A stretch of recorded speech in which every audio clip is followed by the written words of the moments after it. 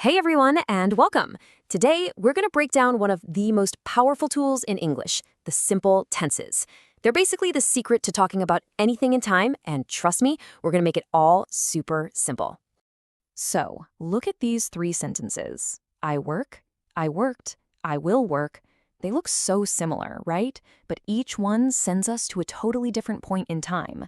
If that little change has ever kind of confused you, you're in the right place. We're about to make it crystal clear. Okay, so let's start with the here and now. We're going to kick things off with our first essential building block, the simple present tense. So what's the deal with the simple present? You might think it's just for what's happening right this second, but it's actually bigger than that. We use it for things that are just facts, stuff we do every day or things that are always true. And the best part? The rule for building this is super easy. It's just the subject plus the main verb. There's just one tiny thing to remember. For he, she, or it, you just tack on an S at the end. Let's see what that looks like in action.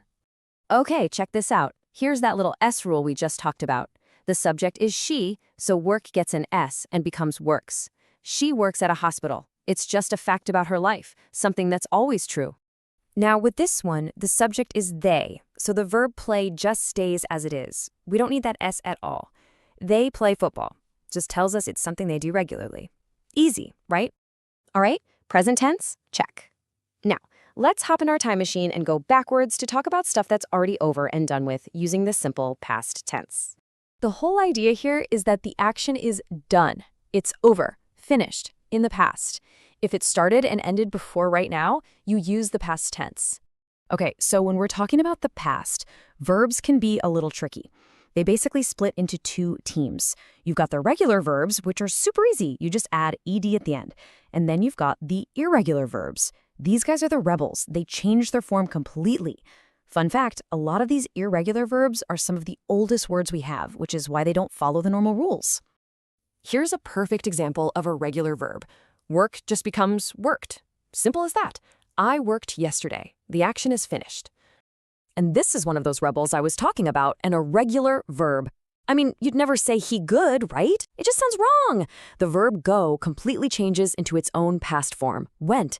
He went to school.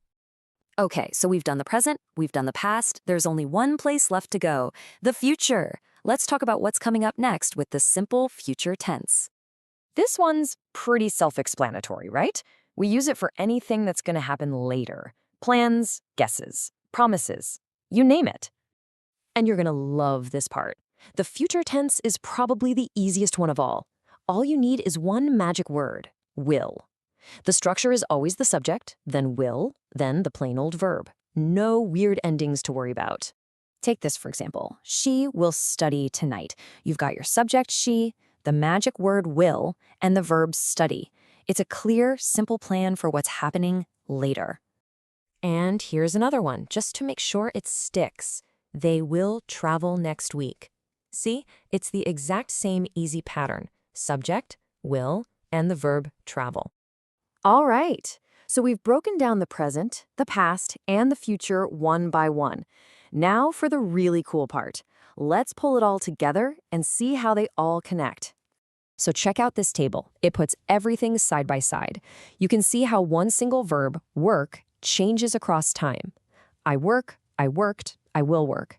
And pay close attention to that time words column. Think of these as your secret clues or cheat codes. Words like yesterday or tomorrow are a dead giveaway for which tense you need to use.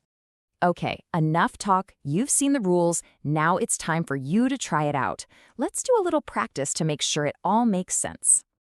All right, challenge number 1. Take this sentence. She plays tennis. Your mission is to change it so it's in the past and then change it again so it's in the future. Go ahead and hit pause if you need a second to think about it. Okay, you got your answers? For the past, play is a regular verb, so we just add ed to make it played. For the future, we just add our magic word, will. So the answers are, she played tennis and she will play tennis. How'd you do? Did you get them both? Awesome. Let's try another one. This time, you're filling in the blanks with the right form of the verb. Remember to use those time words we talked about as clues.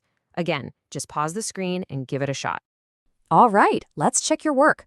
For the first one, the word yesterday is our clue for the past, so it has to be watched. The phrase Every day tells us it's a routine, so that's simple present. Go. And of course, next week is all about the future, so we need will travel. Fantastic job. And just like that, you've got it. You now have the keys to talk about the past, present, and future in English. See? What seems like a huge, complicated grammar topic is really just a few simple rules. So now that you're a pro at simple tenses, what's the next English grammar challenge you want to take on?